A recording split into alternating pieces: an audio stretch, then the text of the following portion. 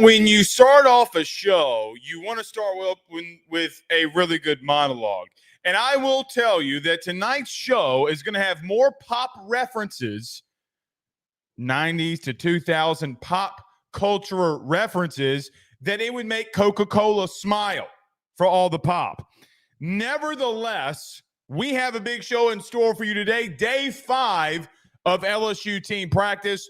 We will break that down here tonight. We were out there. No cameras were allowed, but we were out there. We will tell you everything that we saw and that the LSU Tigers displayed today at practice. I will do the team periods like we always do. Then I'll give you some of my opinions. Is the bad play calling for LSU defensively like your favorite NSYNC song in the 2000s? Bye. Because somebody forgot to tell the defense that they stunk. Because that has been a lot of the narrative around them. Today they stood up.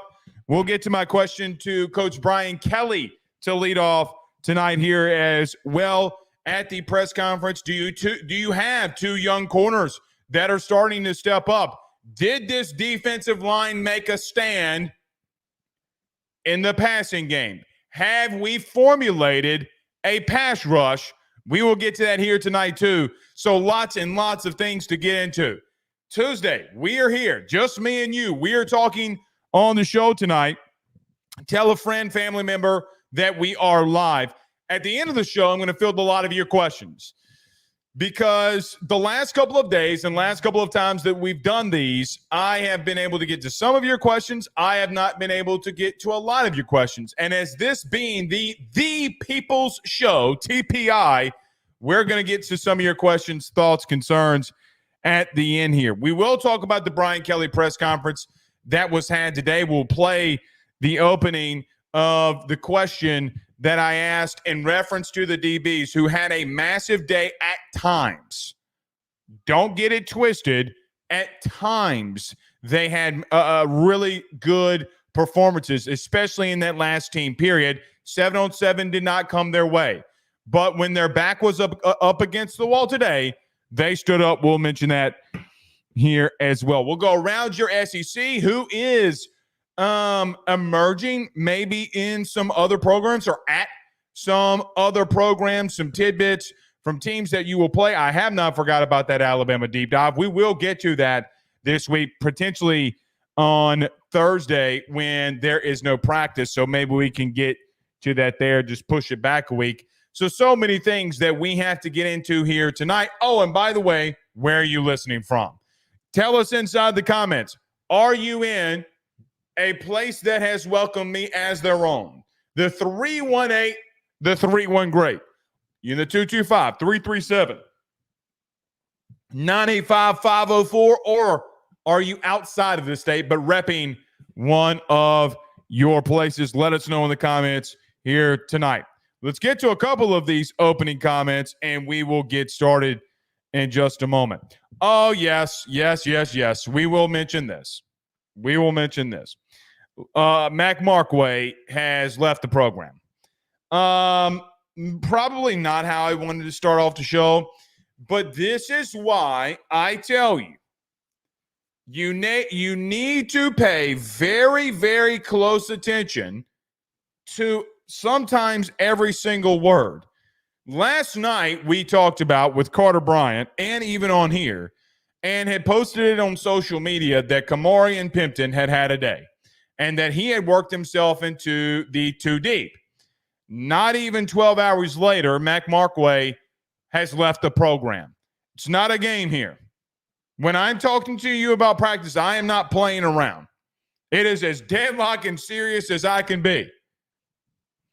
However, Mac Markway got passed up by two young men. And two young men that could have not going to put this all on them. They have the traits to be special. I think that could be Pimpton. I sure as hell think that could be Trades Green. So we'll talk about it. Our good man is back. Michael Morse. He sends a $5 super chat, $4.99. technically. He says, all right, I'll cut right to it. I'll be that guy. What is going on with Mac Markway? Okay, well, since we have a super chat, we'll get to it here in the opening. Look, Mac Markway, per Brian Kelly, went into BK's office yesterday or today or whenever and told Brian Kelly that he was moving on. And today he announced that he's going in the transfer portal.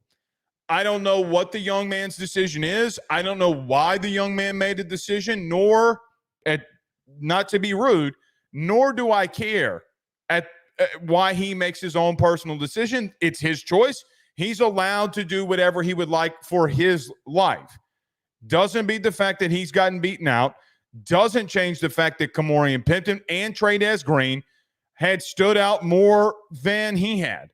Mac had one good play and day one, but as the days continued to go on, very early in this camp, he got beat out by Kamorian Pimpton. It's not remotely close.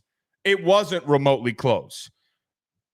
Pimpton has done some things in the running game that if you will get that from him and the way that he catches the football, when you go into 12 personnel, you are going to go to him.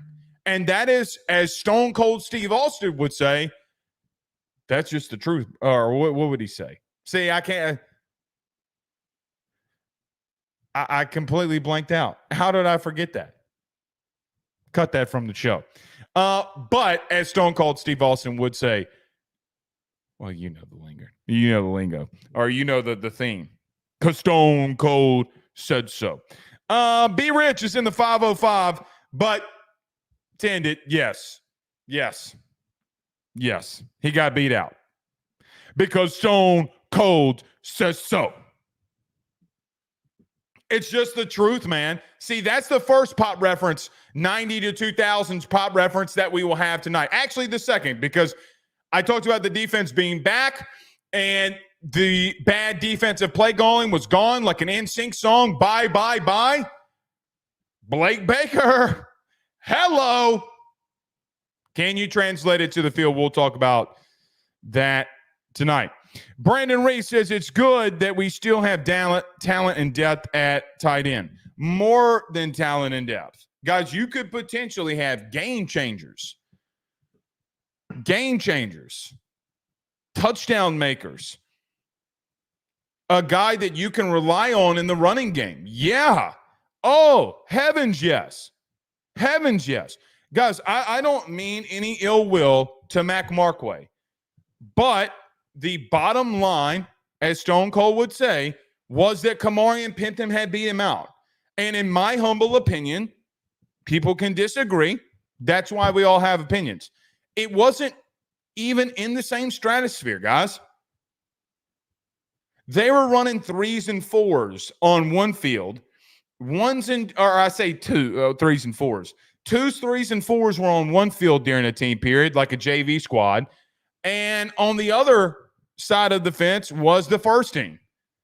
Kamorian Pimpton and Trey'Dez Green were on that side, and Mac Markway was on the other.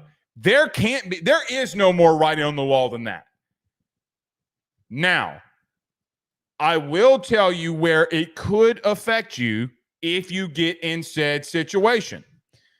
The said situation for Mac Markway where he would help you is if you're at the 1 yard line, you like going out of the gun, and you need to go 3 tight ends, you now do have to go to Trey'Dez Green in the running game.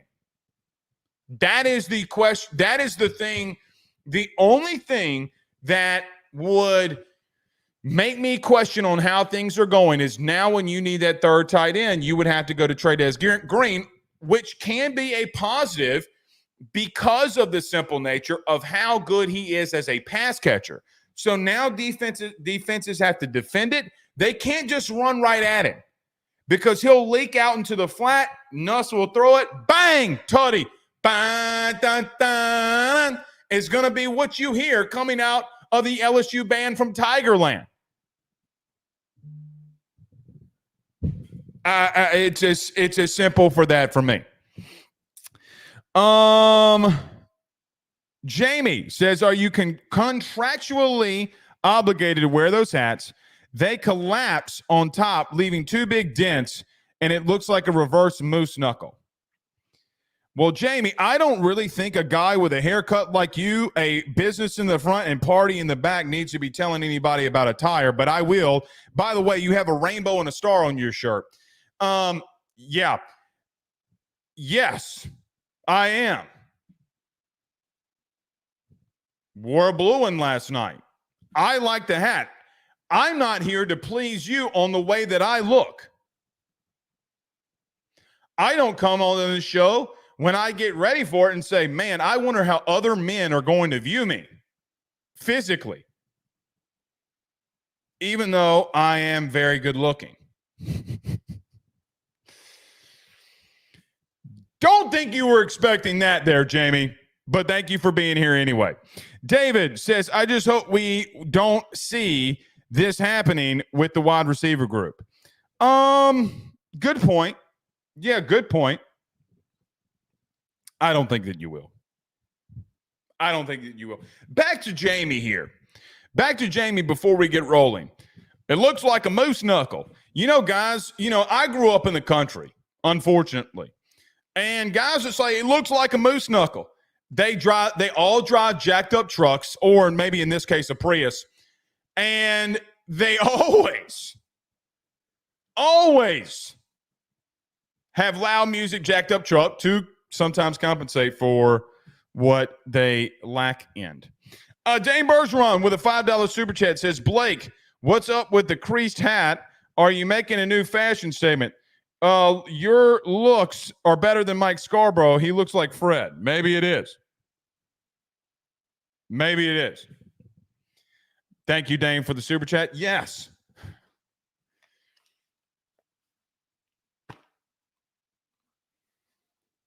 See? Can't help it. It's the hat, man. It's comfortable. Y'all need to get to melon.com. Melon.com. Mike T says, not a Prius. Yeah, like a Prius. Yeah, like a Prius. You can't come in here with a mullet. You can't talk about my looks when you come in here with whoever this is, and you can't come in here and your profile pic is you with a mullet and you have a rainbow shirt on. Calm down, Joe Dirt. Joe Dirt was cooler than that. Joe Dirt was cooler than that. Corey Rogers says, oh, shit, I done messed up. He says, I have a jacked up truck. Blake is right. My weenie is 2 inches.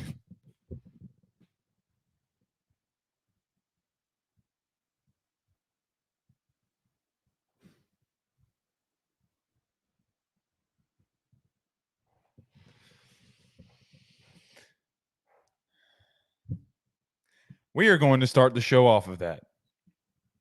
Corey, I didn't mean you, man. God, dog. Can't take y'all anywhere, man. Can't take y'all anywhere. All right, let's get rolling. Everybody do us a favor by hitting the like and share. Share to all those groups. If you are on Facebook, share to all of those social media pages. You're watching us, listening to us on YouTube. Like, subscribe, notification bell. Wherever you listen to podcasts, rate, review, and subscribe. Let's talk about our good friends over at betonline.ag, our good friend Tyler Alexander over at LPT Realty, and our good friends over at J&J Exterminating. We come back. We talk about practice today. Stay with us. BetOnline is the fastest and easiest way for you to wager on all of your favorite sports, contests, events with the first-to-market odds and lines. Find reviews for all the news for each league, including Major League Baseball, NFL, NBA, NHL, combat sports, college sports, esports, and even golf. BetOnline continues to be the top online resource for all of your sports information for live in-game betting, props, and futures. Head on over to BetOnline today and use your mobile device to join and make your first sports bet. Use our promo code BELIEVE50, that's BELIEVE50, BLEAV 50, to receive your 50% off welcome bonus on your first deposit. That's betonline.ag, betonline.ag. He will sell your house and find you a new. Well, Tyler's the man, he's here for you. If you want to buy or sell, well, it's not too late. Dial 955-0008. Just call 955-0008. Y'all call Tyler, he'll shoot you straight. Louisiana is unique. The food, the festivals, even the bugs. No, not mud bugs. Unwanted bugs like these. The ones you don't want crawling in your home or business. Trust the Shield from J&J Exterminating. We've been protecting Louisiana homes for over 50 years, earning the trust of our clients because we deliver what we promise. Protect your home from pests. Get the Shield from J&J Exterminating. J&J Exterminating. Yeah. We're back. All right. Maybe I was too hard on Jamie there. I think I'm going to get a pretty mean DM later, but it's okay. It's okay. Anthony sends a $1.99 super chat. Says, how are your feelings about Khalil Lockett tomorrow? Not good. I think he will be going somewhere. But remember that when we mentioned Texas, later on in the show, when we go around your SEC, because their running back, C.J. Baxter, did hurt his knee in practice. This is why sometimes every single thing that we talk about in the preseason never really matters, because when reality slaps us in the face, knock on wood, hopefully LSU gets no injuries and has no injuries, that you can't ever account for injuries. Hopefully C.J. Baxter is okay. You never want to see young men get hurt. Never, ever, ever. Never, ever, ever. All right, let's get to it. So today we were out at practice 5, and I got to admit, probably over the last 18 months, every time that I have gone to practice or a game has happened or whatever the situation has been with LSU football, the conversation that you and I have had, when are they going to have a day or a game or a situation that is meaningful, that they stand up, rise up, and have a good day? I think that day was today. And I don't think that it's remotely close in the sense of how much better they performed on a more consistent basis today. Now, we will see a lot more tomorrow. When full pads comes on, we will be out there again tomorrow. But understand that progress was made. I didn't say that the whole practice that the LSU defense was locking everybody down. That did not happen. It did not happen. So in case you're new here, we're going to run through both team drills and the individual work. We'll talk about the offensive line versus the defensive line and pass pro. We'll also talk about what happened in 7-on-7 today. But let's start off with both team periods. Period 1. So we come into practice today, and they're already in team period 1. We were allowed to be there at 10:45, so they had already gone through some of the warm-ups. Josh Williams opens up the day with a 7-yard run. Taylor, meaning God dog it. I am completely Mason Taylor. Thank you, guys in the back. Mason Taylor has a pass and en route for 25 yards from Nussmeier. Lacey with a hitch route for 9 yards. Emery into the end zone. John Emery into the end zone. He was untouched. They brought the ball back, and then Caleb Jackson goes for 7. That was the end of the first team. So right out of the gate today, they're running the football pretty much at will. You got Williams for 7, Emery for 7, Jackson for 7. So you have 3 straight carries in an opening period. None of the running backs were the same. None of them. You had a deep rotation of getting guys work, keeping guys fresh and healthy as camp continues to go on. All of them performing at a pretty damn good rate. They turn the ball around, and the second team is coming out. Ricky Collins, let's call it what it is. Ricky Collins, at the current moment, seems to have put a flag in the ground for that number 2 spot. He has made some really good passes. He has gotten out of some really bad pressure that the second team defensive line has put on him, and he's gotten out of some of them and made some really wild kind of plays with his agility and speed getting into that second level. It's not even about appearing that Ricky Collins looks more confident. It is there, and it is evident. He starts off his day. A fade route to Kyle Parker along the sideline was wide open. Parker had beat J.K. Johnson probably about by 5 or 6 steps. And it hits Kyle Parker right in his hands, and he drops it. So the opening play of second team should have been a touchdown to Kyle Parker. Caleb Jackson comes in, no gain. And then the very last play that we saw from the second team, Savion Jones, remember the name, sacks Ricky Collins. So first team period was a situation where they ran the football. They were in and out of there, but they try to want to hit on some explosive plays. You got one pass from Garrett Nussmeier, 25 yards to Mason Taylor over the middle. And then you have a shot from Ricky Collins to Kyle Parker that's dropped that also would have been a touchdown. Early on in the practice, it was very apparent to me, and while as we're coming up, it felt as if I was like, damn, man, we're going to have a day where the offense just goes off. It wouldn't stop there at that exact moment because 7-on-7 would happen. And let's go to that and then to the last team period. Because 7-on-7, you have Chris Hilton, who runs a post route TD over Ashton Stamps for a touchdown. Taylor in an in route for 15 yards. Hilton, slant, 14 yards. Daniels on an in route, 15 yards. You kind of get where I'm going here? So you go from a team period, you do some special team stuff and drills in the middle. Then you go on to 7-on-7. And when you're at 7-on-7, you have touchdown, 15-yard gain, 14-yard slant, 15-yard in route by CJ Daniels.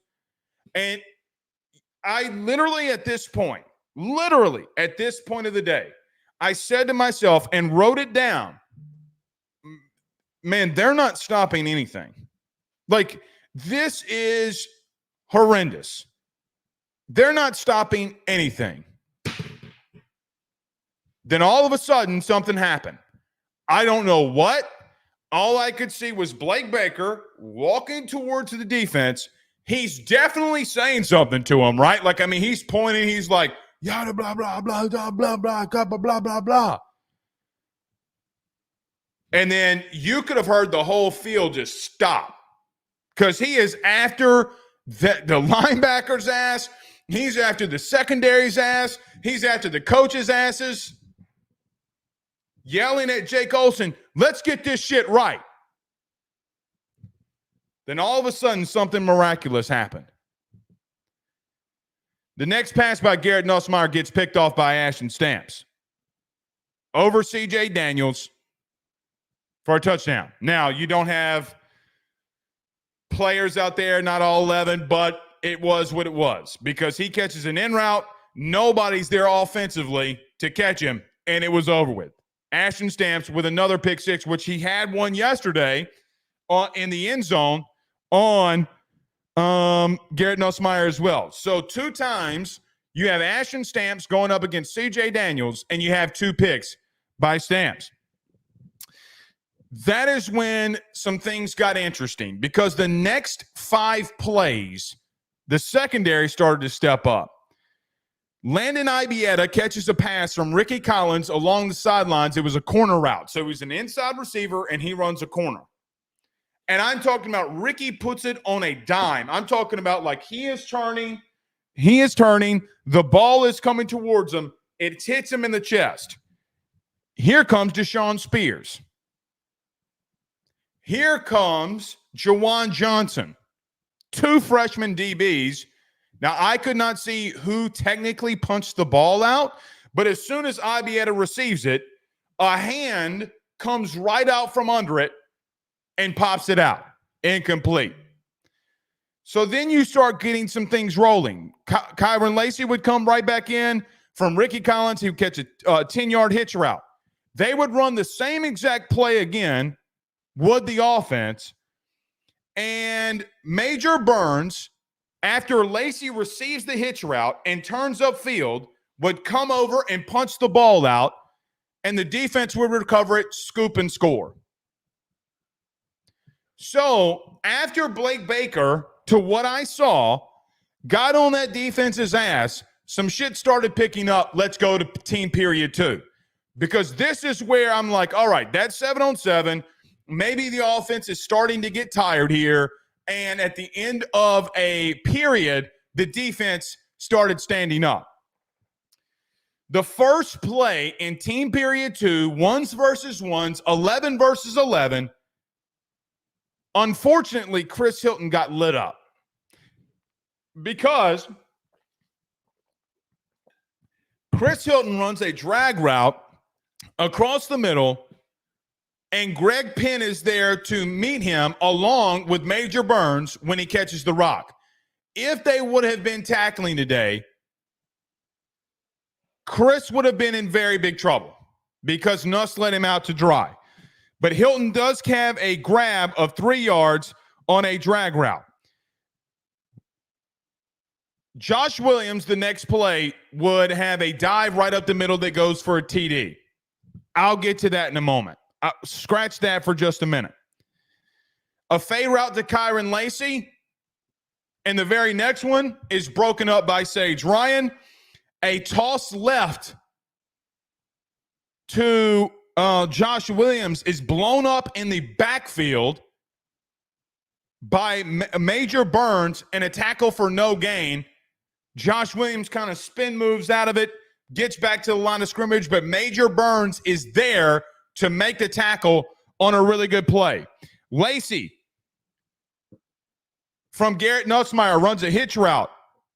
P.J. Woodland, which is actually the video today of what LSU just posted of P.J. Woodland, who at times came and was rotating in with the ones, gets a PBU on Kyron Lacy on the hitch route. That right there is when I'm like, all right, we're moving now.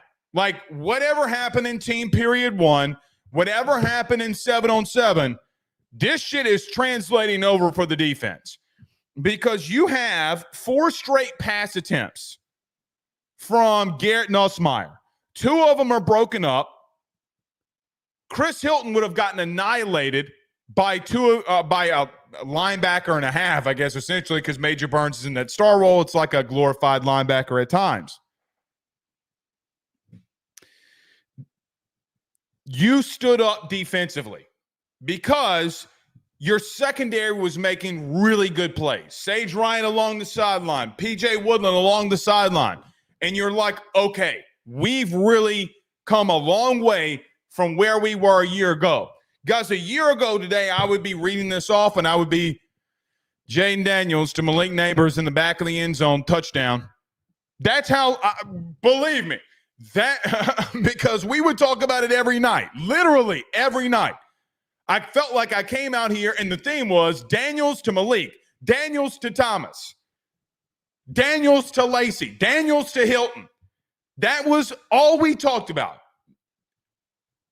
Every single night. Tonight, you have a situation where it looks like your secondary stood up. Remember that because we're about to play a video. Even though the secondary stood up, I still have questions on this running game because in the last team period, you have Josh Williams that goes untouched on a dive right in the interior, and he doesn't get touched. He goes for a touchdown. Later in that drive, John Emery would go for 7, and then I missed this, but I had to put it back in. This is in my notes. 28 goes untouched for a touchdown.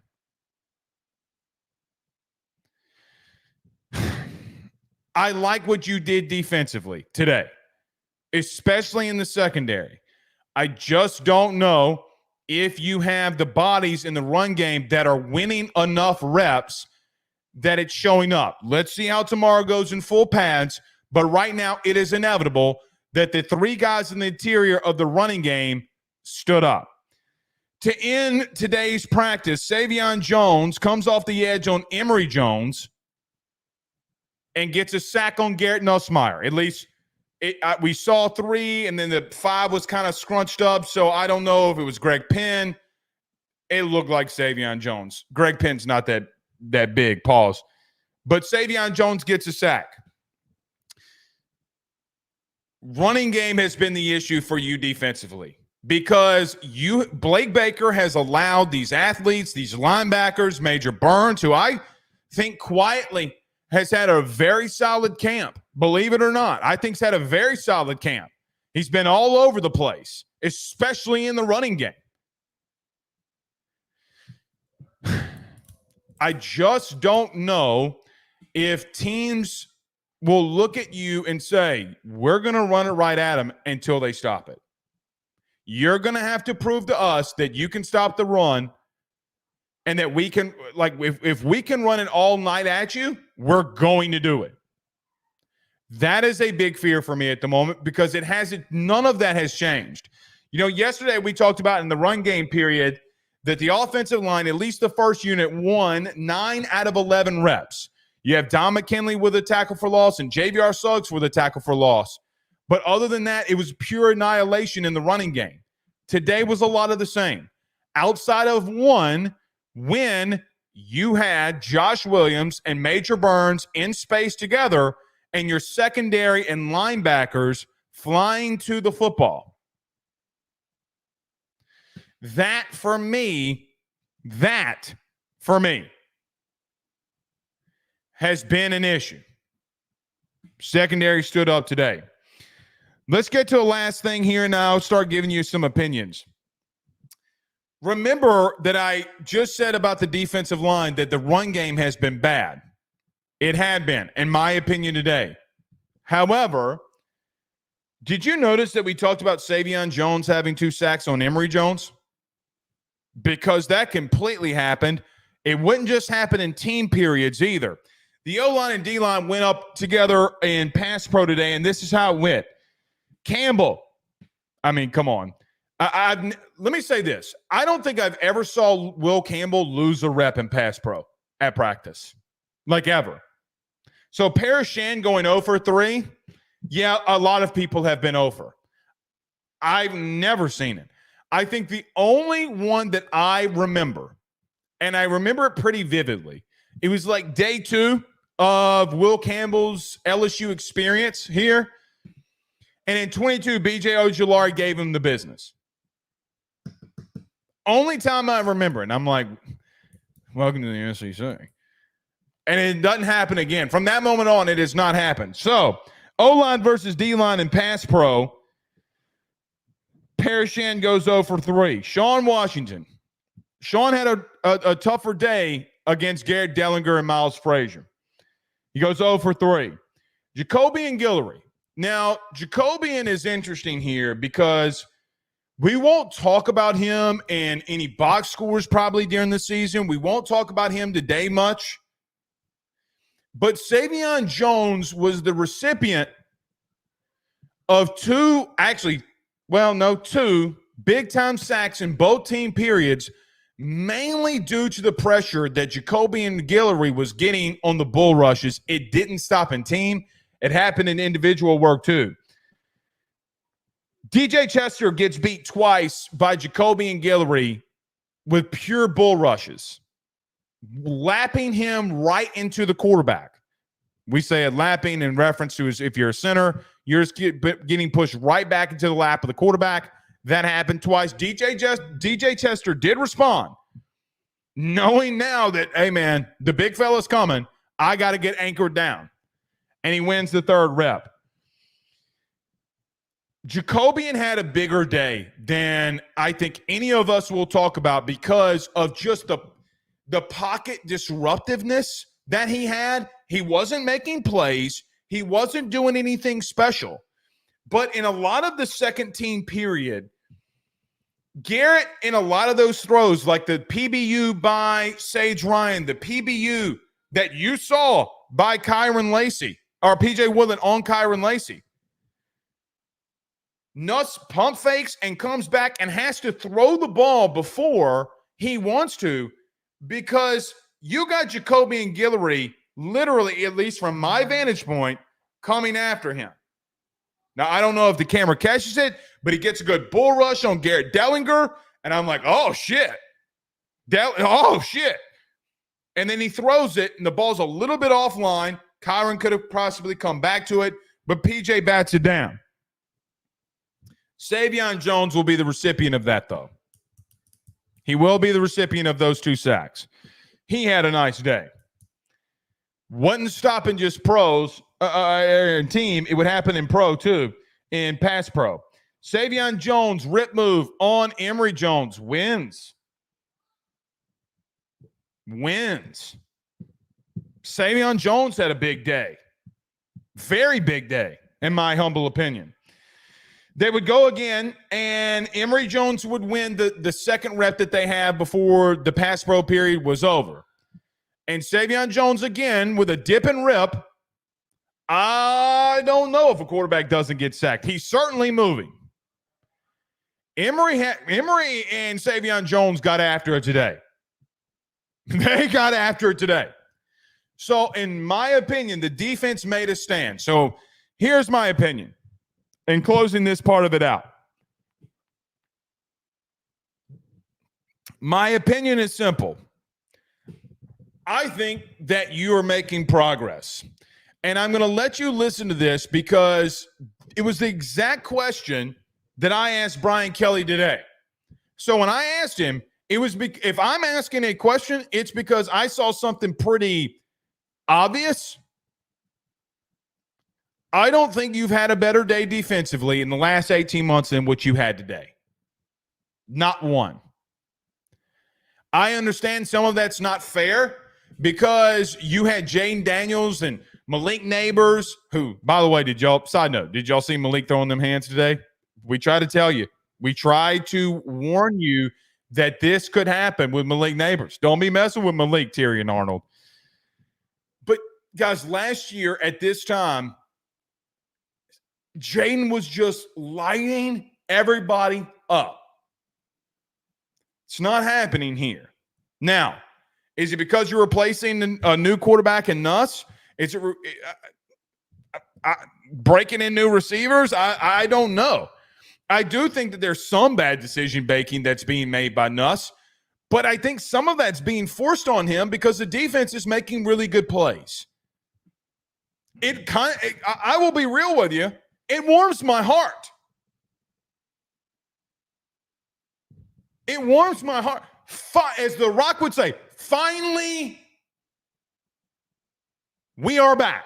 Now, I'm not going to go that far because in the secondary, in the beginning of the practice, you got roasted. We got a lot of more days to go. You can't say somebody's back off of a half of a practice. But it made me feel good about what they did today. Now, guys, can y'all pull up the clip whenever you're ready? Let's share that clip from BK on what I had asked him about PJ Woodland and Ashton Stamps. Do y'all have that? Okay, yeah, go ahead and play it. Coach over here. You talked earlier last week about the consistency with the young DBs. In the last team period, you had PJ Woodland and Ashton Stamps making plays on 2 really good thrown balls by Nuss. Have you seen the consistency, even though it's early in camp, because they have started to make some really good plays on the outside? We've put together some good periods of time. There's no doubt that progress is being made, but not to the point where it's championship level play. And I think it's going to be a journey for those guys in particular that we'll look for them to continue to put like practices together instead of like a good period and then a not so good period. And the great part about it is both of them clearly know what they need to do and they're working really hard at it. So and they're not the only two. There's a number of guys that are in that category of trying to do what is expected of them, and execute when they need to execute, when it's called upon. Some of them are, below the line right now, but I can see this uptick of performance like you can, from a lot of those guys. And I would just say that after 5 practices, there's really good signs, but we got a ways to go. That is probably as much as you're going to get out of Brian Kelly when it comes to – I think BK wants to be conservative. I don't think he wants to overreact.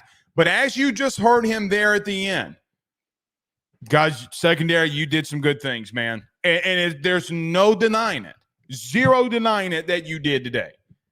Because you had 2 young men in Ashton Stamps, along with Sage Ryan. But there were periods and times today that you stood up, forcing turnovers, catching another interception if you're Ashton Stamps. So my opinion is it was really good as of today that the defense started making some plays. Now, if you also hear Brian Kelly here, he would say, we got a ways to go. We're not at championship level. No, they're not at championship level. But you know what they are? At all 3 levels at the current moment, running game's going to be what it's going to be, it feels like. You know what they're doing? Developing. And that is the biggest thing for me that I want to see from this team. Can you get better every day? Can the defense come back out tomorrow? We might have a completely different show tomorrow because maybe the offense rises up and maybe the offense was just tired and they had a bad practice, whatever. Can they come back and do what they did today will be the ultimate question. Last opinion here. We'll talk about BK and then start getting to some of your questions.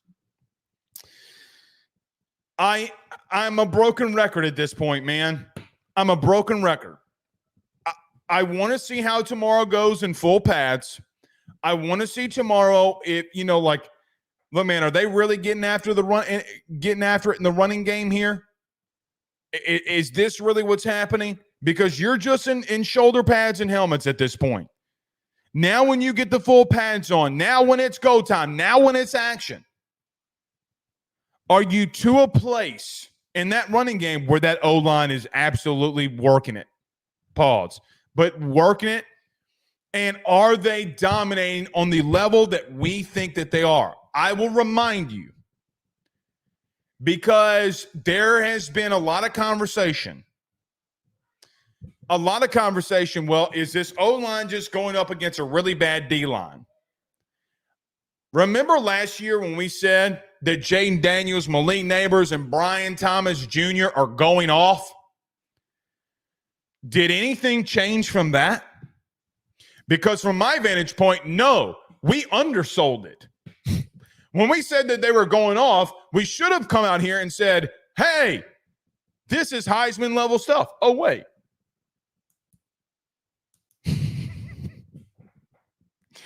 Maybe we did, some of us, if we were there. But, guys, you're still going up against SEC D linemen. You were doing this last year at times against 3 guys that got drafted into the NFL. And I am not of the opinion whatsoever that you were bad in the running game outside of Jaden Daniels. I'm not in that camp. Not even remotely in the same stratosphere for any Rudy Poo that believes that. None. You had Josh Williams and a true freshman running back who was hurt as a senior last year or 2 years ago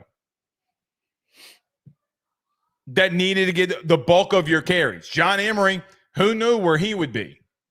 So, and that's right. Didn't every running back have a yards per carry average over 5? Yeah, they did. Yeah, they did. We shall see. We shall see. All right, let me get to Brian Kelly. We got some super chats that are in here. Yes, if you want your comment read, your question read for 100% certainty, you send in a super chat. We'll get those questions answered. To everybody in the super chat, this is what we're going to do, because I'm going to talk about BK here for just a quick second, and then we're going to go to break. I'm going to come back and field all of your questions. I feel quite confidence from BK. I don't think he's going to say it because he pumped up, some things last year, and I don't want to say it fell on his face. It didn't fall on his face. I mean, you just didn't have a year that you were thinking that you were going to have. And, there's two things. If people were to ask me at the current moment, what theme would you put around this camp so far? I would say number one is BK screaming and putting the emphasis in, because he calls a team meeting up about midway through every practice. That's never happened before. Not like this. And BK would talk to them, say stuff like, are you being a good teammate today? Are you giving it everything that you have? If you're not giving it everything that you have, then you are going to lose those games that everybody is saying that you will. Are you being better than your opponent today? Preaching team. Secondly, I would say just consistency or lack thereof. The lack of consistency in some areas. DB room stepped up today, but for the first half of the practice, they got torn up. Offense.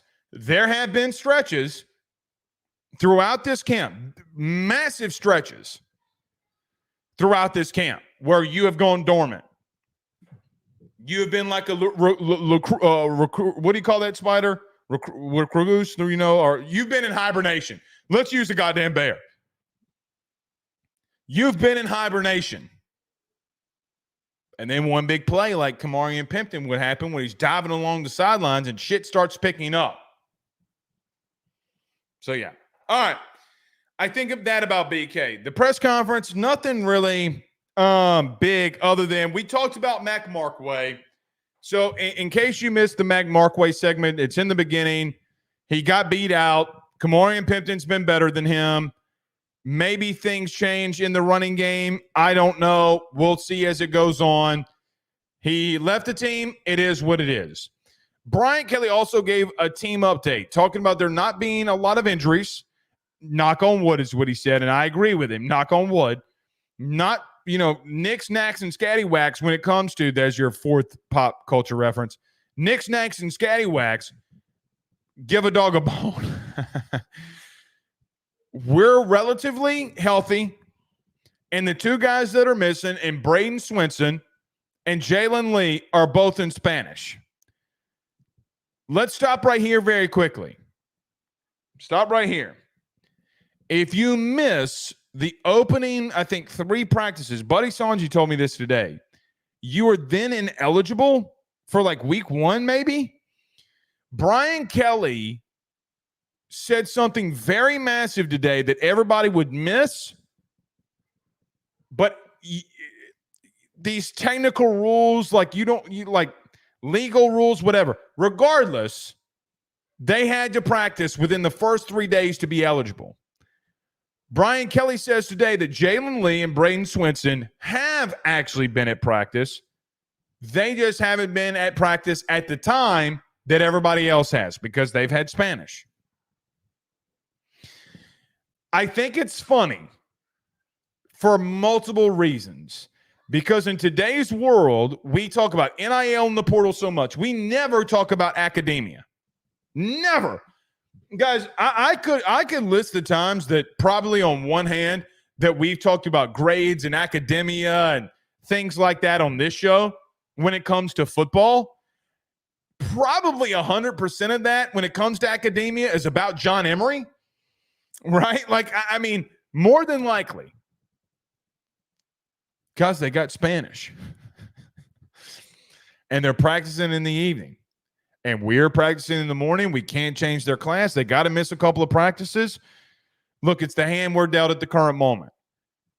We need Braden Swinson back. We need to get him in this pass rush. We need to see what he can do. Because if you're going to put performances together like you did today, does Braden Swinson give you another option to getting to the quarterback?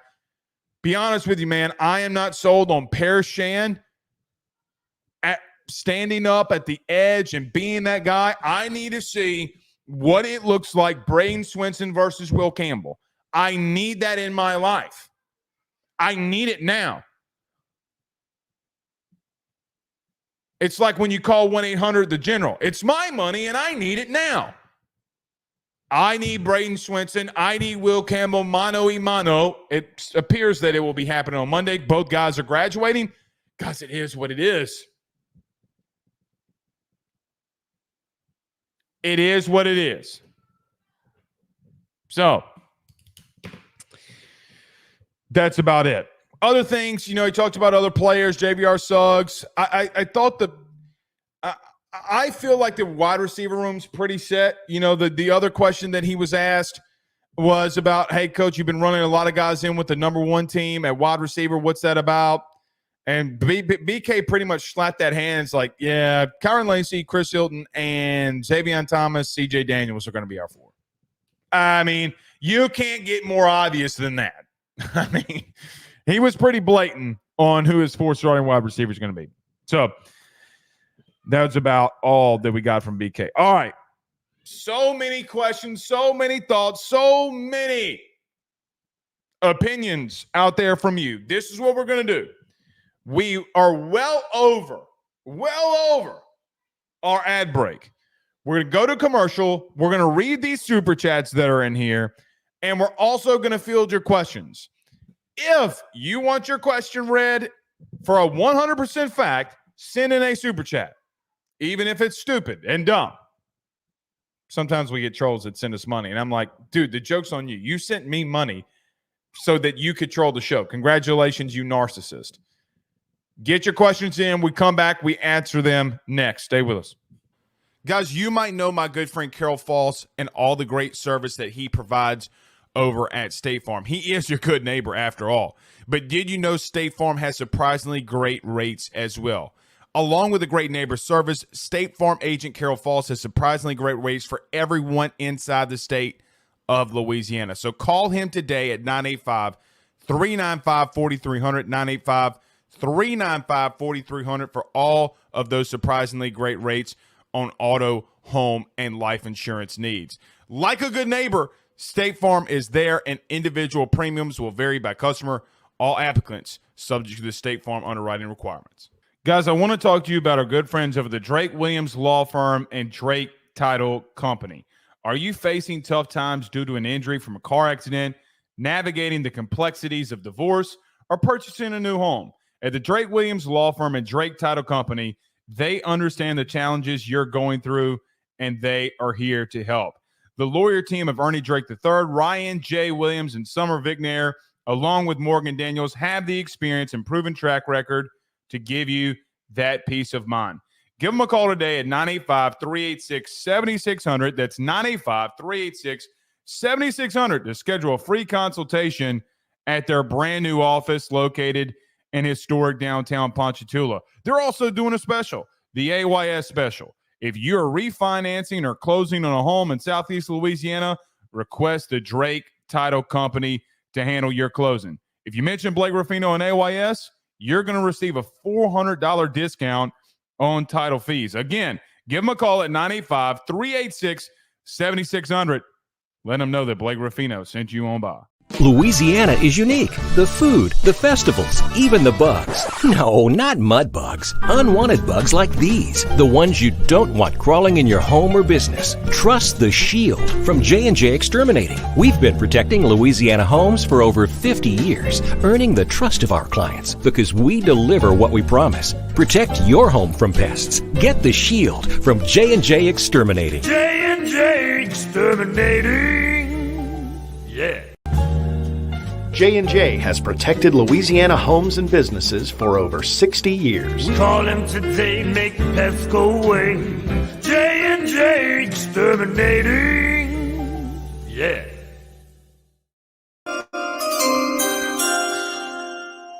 Let's go around your SEC very quickly before we get out of here and I answer all of your questions here.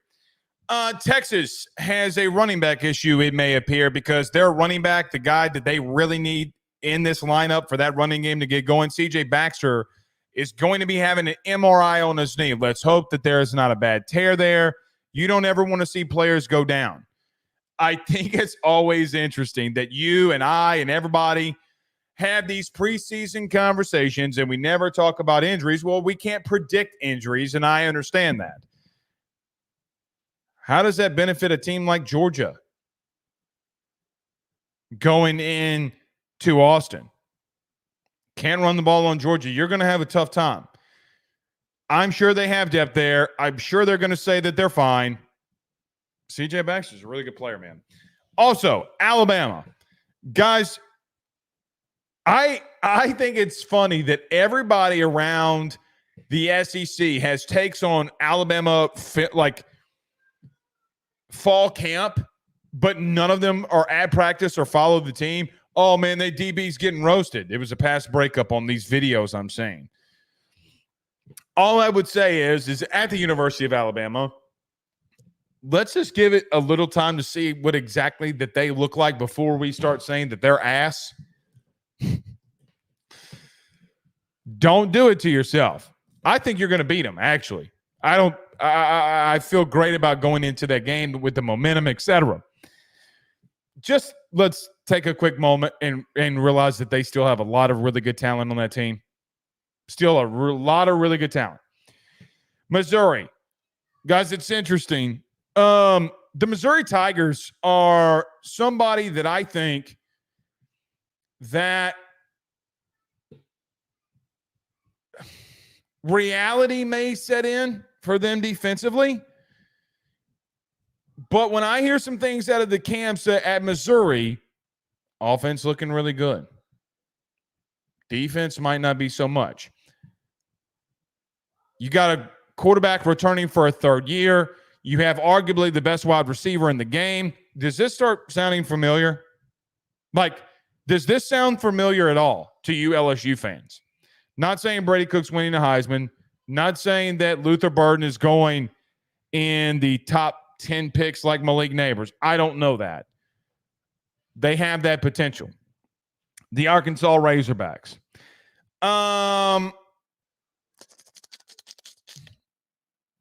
Don't sleep on them offensively, I guess. Guys, I don't care what anybody says. Defensively, I do not believe that they're going to be good at that linebacking position. The line will be fine. I don't know anything about the secondary because I just don't know if they can play. We'll see. The Arkansas Razorbacks, they think Bobby Petrino is Jesus now, and then when the ball gets kicked off, they're not going to be. So, the Florida Gators. I think everybody is so down on Billy Napier in Gainesville that it doesn't really matter what he does, right? Like I think Billy Napier could pull a Jesus and walk on water, and they would say that somehow he faked it. I don't know. All I know is this.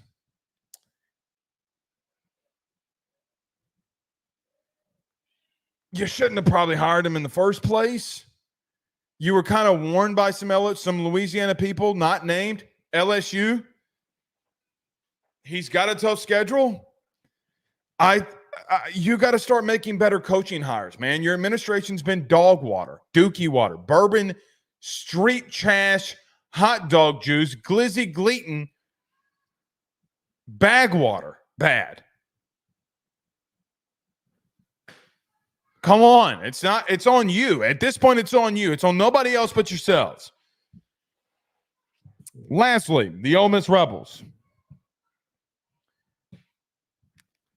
I love college football, so I spend 90% of my day revolved around college football. Jackson Dart.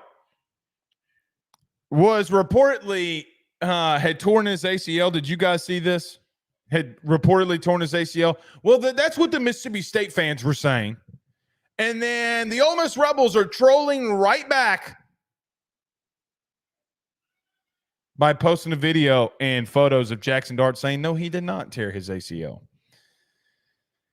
I don't think that you can tell an Ole Miss fan right now, logically speaking, that they could have 3 losses. They don't see it. I don't think that they see it, nor do they believe it.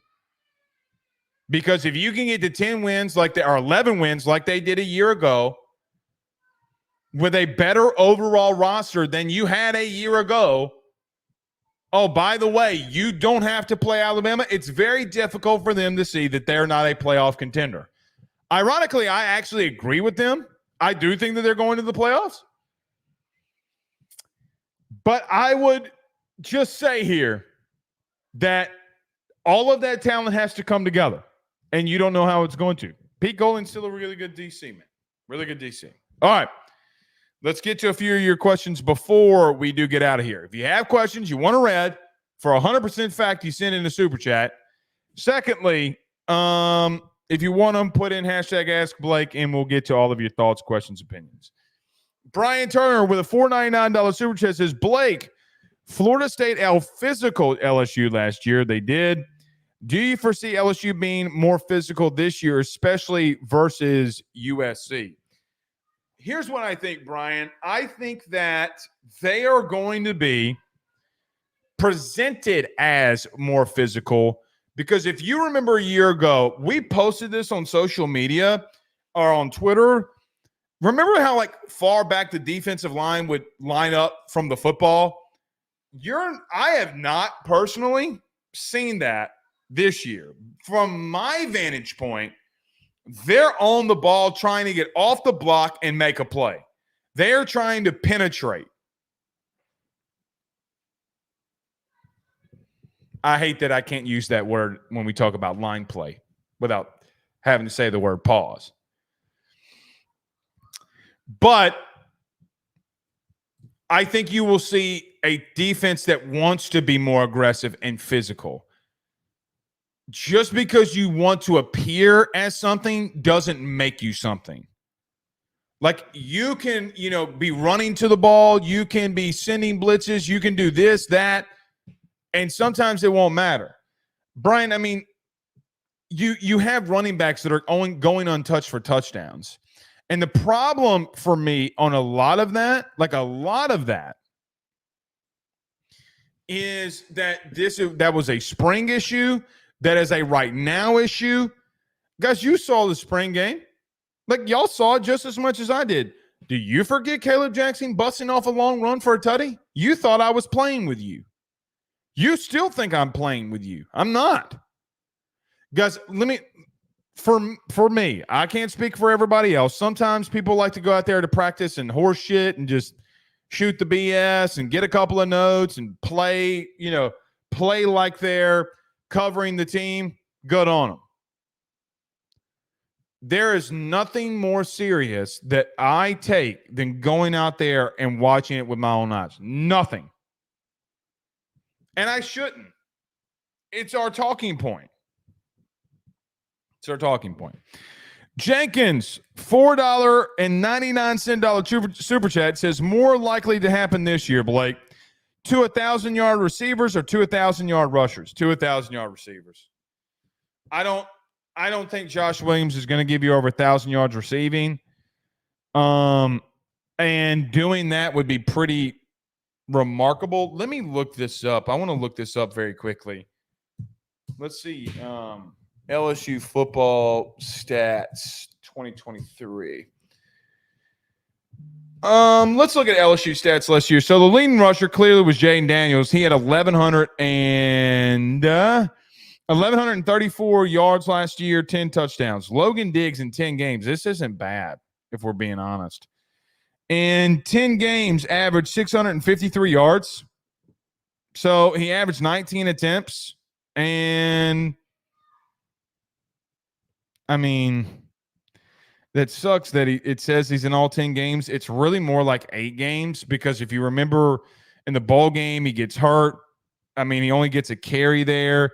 He doesn't play against Florida State. He gets nicked up, I think, what was it, Alabama, and doesn't come back for that game. Man, Logan Diggs, dude, had 7 touchdowns last year, 5.5 yards per carry. Josh Williams had 284 yards last year, 5 touchdowns, 5.2 yards a carry. Caleb Jackson didn't get a lot of touches necessarily, 4 touchdowns, ran for 5.3 yards per carry. Guys, I don't give a shit what. Let me tell you this. I don't give 2 Rudy Poos what you say. If you're running the ball at 5 yards a clip, you kicking somebody's ass over the season. Could you have bad performances like you did against Florida State? Yeah, you can. Miles Frazier had a big day. You know, that's interesting. Miles Frazier had a massive day. Miles Frazier, let me say this too before we get out of here, and I'll answer some more of these questions. Miles Frazier's kind of been hurting some people.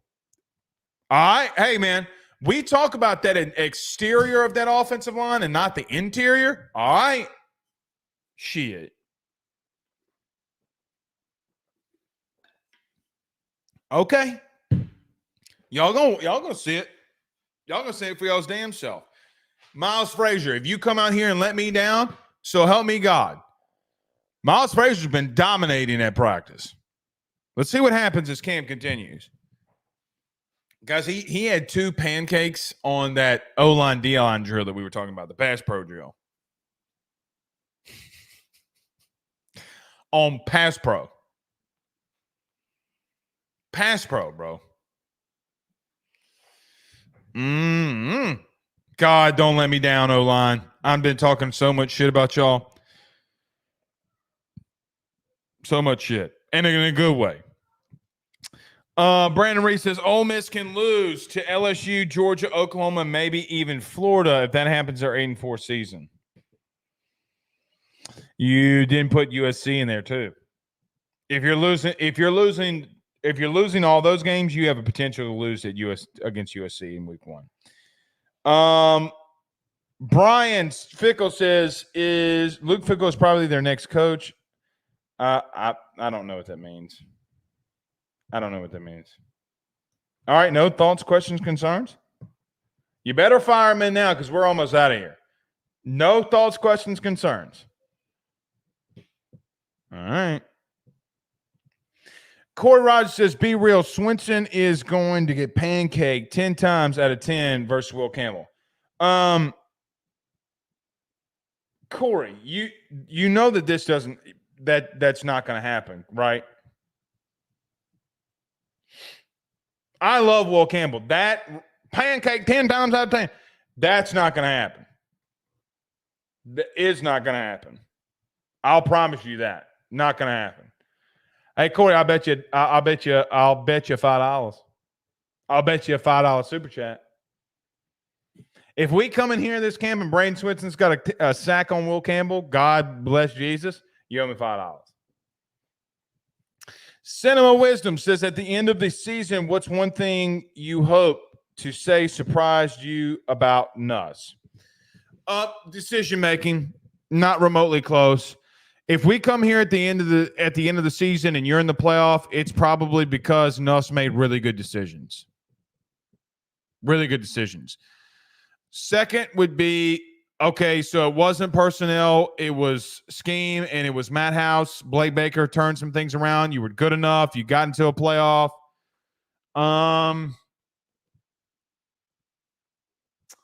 This really was an offensive line that dominated, right? Like, you would probably say that. Yeah, you'd probably say that. That would be those things.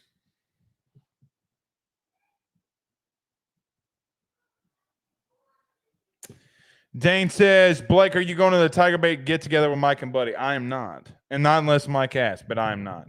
When we get out of practice, they do their thing. I got shit I got to do. I got to go. I do listen to them, though. I think Buddy and Mike do a great job. James on YouTube says, a $9.99 super chat says, did you mention Harold Perkins? How did he look? we haven't mentioned Harold Perkins all camp. And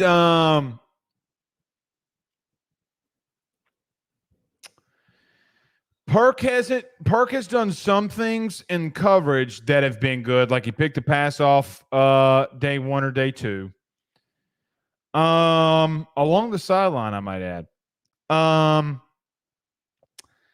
I think for Perk that the interior D-line has had such a bad issue in the running game that, like, for example, they got pushed back yesterday. LSU ran a counter trap and Will Campbell pulled.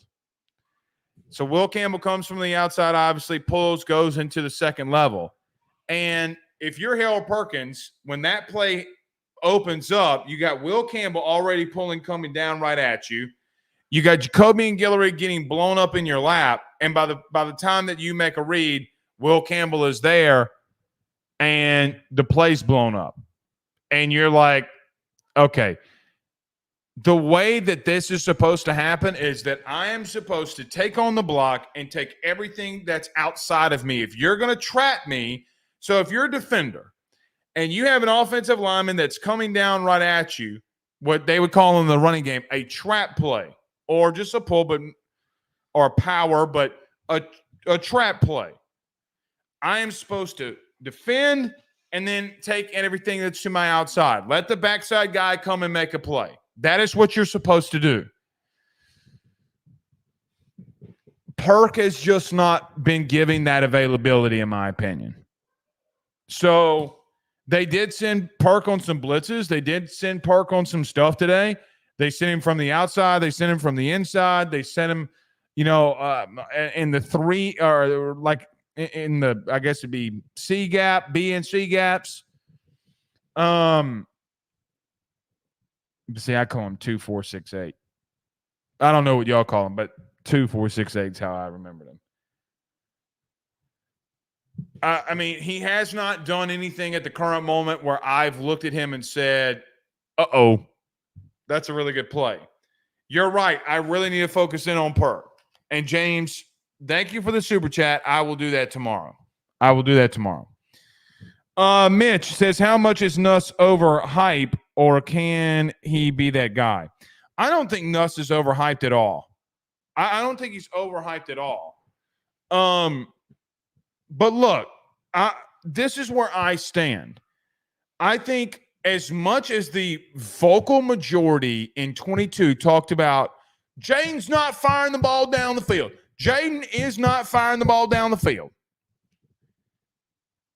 I took that from a lot of you. Never disagreed with you. He did. All offseason last year, we talked about how he had to start forcing the ball downfield. None of us disagreed with that. But do you remember how vocal that was? Like, do you remember that? Like, that was the biggest thing that we talked about all last season. Then it happened. I do think that people are not willing to be a receiver of the information that Nuss has to be better at times at decision making. Now, what some of you will have just heard, and I hope that you run to Twitter or wherever and say, well, Blake said Nuss sucks. It's not even remotely close to what I said. But you can say that his decision, like with Jaden Daniels, you were saying push the ball down the field. There are going to be times where you got to tell Nuss, don't make that throw. Don't make it. You know, Joe Burrow, Carter mentioned this last night. Joe Burrow says, hey, Lynn, look, if the defense has a really good play and it's 3rd and long, if I take a sack, I take a sack. But it is what it is. Not a lot I can do there. What I can do is make my defense that should be good enough to make a stop. Sometimes you gotta, any of you that ever played football will remember this. All of you. There are a lot of times where coaches will say, live to fight another down. Live to fight another down. You don't have to get it all at once.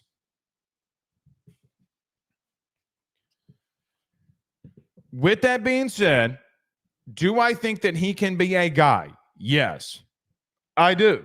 I 100% believe that he can be a guy.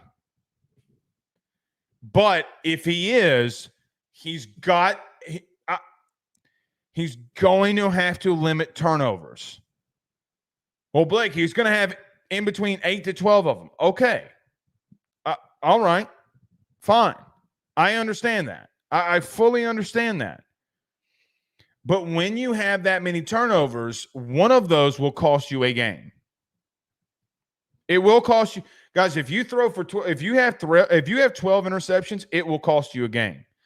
Deshaun Watson, if you remember, in his junior or senior year, the year that they won the national championship, do y'all remember when they he threw 17 touchdown passes? Guys, he threw 17 interceptions. Excuse me. He threw 17 interceptions the last year that he was at Clemson. It cost them the game during the season. When you turn the ball over, it's a big deal. If he limits that, then yes, he's going to be a dude because that means he'll play much smarter with the abilities and traits that he has. A couple more, then we'll get out of here. Anthony says, Blake,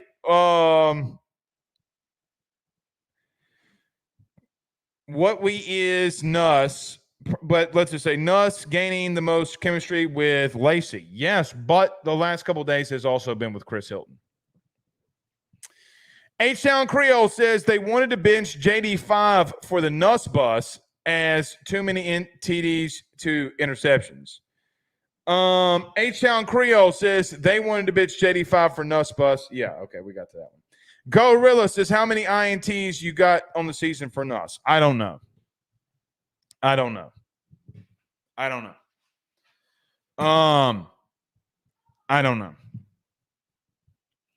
I think he could be a 32-8 guy. 32 TDs, 8 picks. That's where I'd have. He has the ability to be a 32-8 guy. I think he's going to turn the ball over at least double of what Jaden Daniels did. Yep. And look, man, I'm going to tell you this. You listen to your boy. It's why I was on the Jaden Daniels hype train from the second he got here. Guys, you win football games when you don't turn the football over. I'm telling you. It is the biggest margin of error when you give the defense and you give the opposite team another possession. Guys, he had 5 turnovers last year. 5. In 12 games, he had 5 turnovers. That is insane. Because he had over 100 attempts rushing and over 400 plus attempts throwing the football.